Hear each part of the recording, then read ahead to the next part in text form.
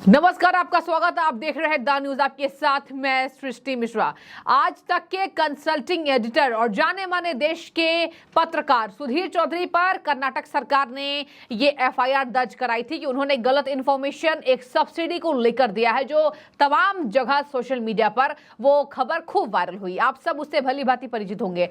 आपको बता दें कि जो सब्सिडी वाहनों की खरीदारी पर दिया जा रहा था, उसको कहा गया कि अल्पसंख्यक के नाम पर सुधीर चौधरी ने कहीं ना कहीं खबर को भटकाने का काम किया है और कहा है कि ये हिंदुओं के लिए क्यों नहीं है, जबकि ये गलत इंफॉर्मेशन है, ये अल्पसंख्यक के लिए था।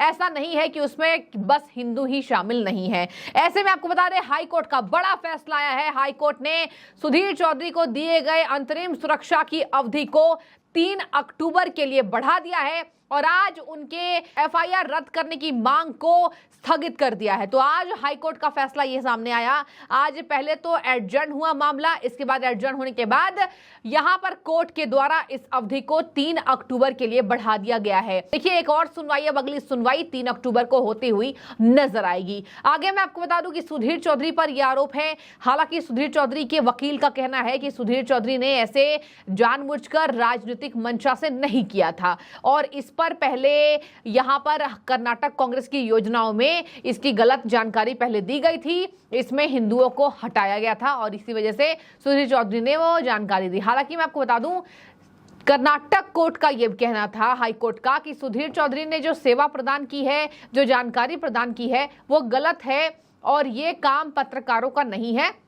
लेकिन फिर भी इसके कोई भी सरकार इस पर एक्शन नहीं लेगा और सुधीर चौधरी को हिरासत में नहीं लिया जा सकता है। उनसे हिरासत में कोई पूछताछ नहीं होगी। यानी सुधीर चौधरी के ऊपर कार्रवाई पर कर्नाटक हाईकोर्ट ने कर्नाटक सरकार को यह आह्वान दे दिया कि अब इस पर रोक लगा दिया जाए। कर्नाटक सरकार इस पर कोई कार्रवाई करती नजर नहीं आएगी। दर्शकों, तो आज तक के कंसल्टिंग एडिटर सुधीर चौधरी, जाने माने पत्रकार, की अंतरिम सुरक्षा 3 अक्टूबर तक बढ़ा दी गई है। इसके साथ में आपको बता दूं, न्यायमूर्ति जो हैं हेमंत चंदन गोदर, उनकी एकल पीठ है, उन्होंने ही अंतरिम सुरक्षा सुनवाई की अगली तारीख 3 अक्टूबर तक बढ़ाई है। तो चंदन गोदर की एकल पीठ ने सुरक्षा को 3 अक्टूबर के लिए बढ़ा दी गए हैं। तो सुधीर चौधरी को यहां पर बड़ी राहत मिलती नजर आ रही है। इसके साथ में आपको बता दूं, कर्नाटक उच्च न्यायालय ने समाचार चैनल आज तक के संपादक सुधीर चौधरी द्वारा इसे रद्द करने की मांग वाली याचिकाओं पर भी आज सुनवाई स्थगित कर दी। मतलब आज कोई फैसला आया ही नहीं, आज सुनवाई ही स्थगित हो गई।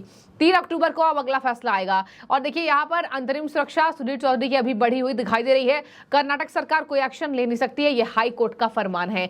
तो आज तक के जो एंकर हैं सुधीर चौधरी, आपको बता दें कि यहाँ पर सुधीर चौधरी को उस चैनल में बड़ा पद भी मिला है, कंसल्टिंग एडिटर है। और इसी के साथ सुधीर चौधरी की जो याचिका डाली गई थी सुधीर चौधरी के द्वारा, उस पर सुनवाई जारी रहेगी। आज सुनवाई स्थगित हुई है, 3 अक्टूबर तक इसकी अवधि को बढ़ाया गया है, यानी कुछ ही दिन शेष हैं। वैसे भी सितंबर का महीना बीतने वाला है और 3 अक्टूबर को ही इस मामले में अगली सुनवाई होती नजर आएगी। लेकिन फिलहाल 3 अक्टूबर तक यहां पर अंतरिम सुरक्षा सुधीर चौधरी को मिली है, यानी कर्नाटक सरकार कोई फैसला ले नहीं सकती है। चलिए थोड़ी सी बात कर लेते हैं योजनाओं की। देखिए, योजनाओं को लेकर कर्नाटक हाईकोर्ट ने कह दिया था कि यहां पर पहले तो वरिष्ठ वकील सुधीर चौधरी के जो हैं उदय होल्ला, उन्होंने दावा किया कि कथित समाचार रिपोर्ट में केवल यह उल्लेख किया गया है कि बजट में सरकार ने दावा किया था कि ये योजना अल्पसंख्यक और एसटी/एससी समुदाय के लिए खुली होगी, और लेकिन जब योजना की घोषणा की गई तो इसमें केवल अल्पसंख्यक तक ही सीमित थी।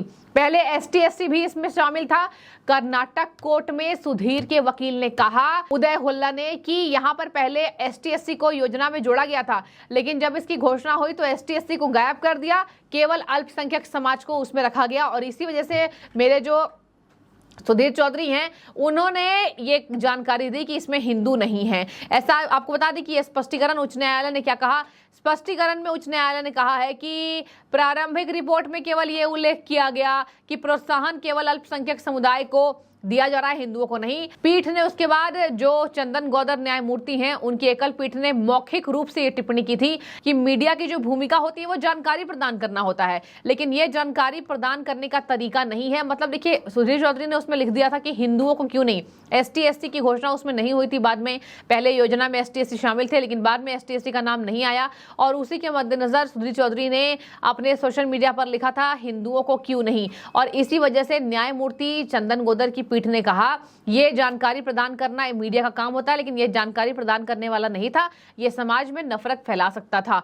औसत आदमी अल्पसंख्यक के प्रति नफरत पैदा कर सकता था और ये जानकारी प्रदान करने का हालांकि सही तरीका नहीं था, लेकिन इसके बाद भी कर्नाटक सरकार सुधीर पर कोई कार्रवाई करती नजर नहीं आएगी। यहाँ तक कि कॉर्पोरेट संस्थाओं को भी यहाँ पर ऐसा नहीं है कि लाभ केवल अल्पसंख्यक को दिया जाता है, कॉर्पोरेट संख्याओं को भी मिलता है, यह केवल अल्पसंख्यक तक ही सीमित नहीं है। तो देखिए, ये पूरा मामला था। कर्नाटक पुलिस ने राज्य सरकार की वाणिज्यिक वाहन रियायत योजना के बारे में गलत जानकारी के आरोप में हिंदी समाचार चैनल उसके सलाहकार संपादक सुधीर चौधरी के खिलाफ प्राथमिकी दर्ज की थी। कर्नाटक पुलिस ने उसके खिलाफ प्राथमिकी दर्ज की थी। सुधीर चौधरी, ये बहुत ज्यादा सुर्खियां बटोरी इस खबर ने। सुधीर चौधरी के ऊपर वैसे भी पूरी कांग्रेस पार्टी और INDIA विपक्षी गठबंधन ने उनको बॉयकॉट किया है, प्रवक्ता उनके शो में नहीं जाएंगे। और देखिए, तमाम ये न्यूज चैनल्स के एंकर्स का नाम है, 14 न्यूज चैनल्स के एंकर्स को बॉयकॉट किया गया है INDIA गठबंधन के नेताओं के द्वारा। हालांकि नीतीश कुमार को इसकी जानकारी नहीं है और उसमें से एक बड़ा नाम है सुधीर चौधरी।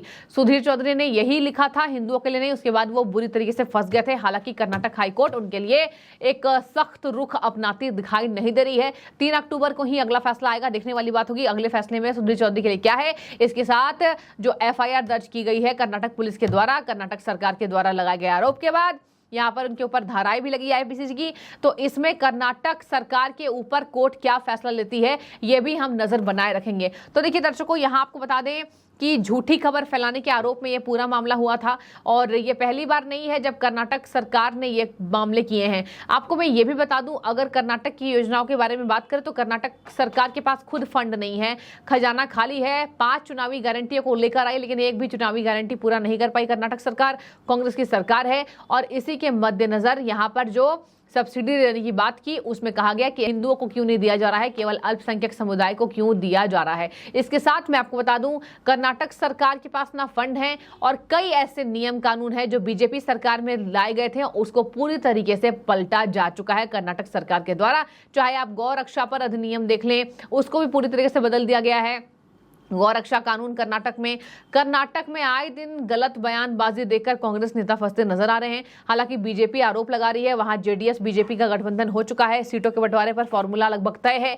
और यहां पर कर्नाटक में जेडीएस का भी कहना है कि कर्नाटक सरकार का रवैया ठीक नहीं है। जब से सत्ता में आई है तब से कर्नाटक में एक द्वेष फैल गया है, एक गलत जानकारी है लोगों के भीतर कि आखिर कर्नाटक सरकार कर क्या रही है, योजनाओं को नहीं दे रही है, लाभ नहीं दे रही है। और इसी वजह से इस योजना में भी वाणिज्यिक वाहन की खरीदारी पर भी कर्नाटक सरकार फंसती नजर आई। अब ऐसे में देखने वाली बात होगी 3 अक्टूबर को क्या फैसला आता है। फिलहाल लाइव लॉ की रिपोर्ट के मुताबिक ये खबर अब तक आई है कि आज सुनवाई को स्थगित किया गया है।